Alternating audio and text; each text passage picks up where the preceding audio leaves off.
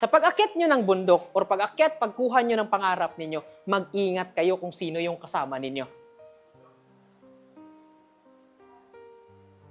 Mag-ingat talaga kayo kung sino yung kasama ninyo. Kasi may mga kasama na kahit papano, hindi dapat sinasabay hanggang sa tuktok ng bundok na to.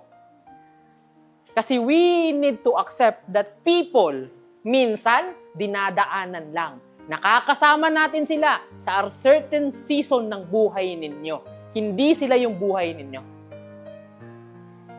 Kunwari, magkakajowa kayo. Pero pag nagkajowa kayo, willing na kayo mag-type dahil wala na siya. Guys, kapag tinutupad nyo yung pangarap nyo, may maiiwan.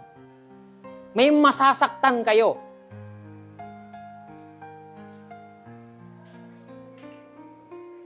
Sa totoo lang.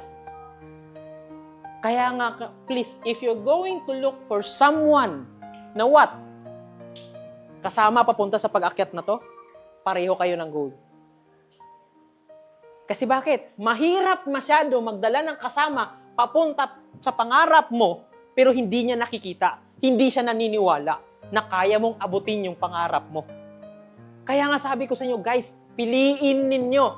Kasi yung taong nasa tabi nyo, pwede nyong ikasira, or pwede niyong ikasaya. Kasi bakit? Sinabayan ka niya, sinamahan ka niya sa pag-akyat ng pangarap na meron ka.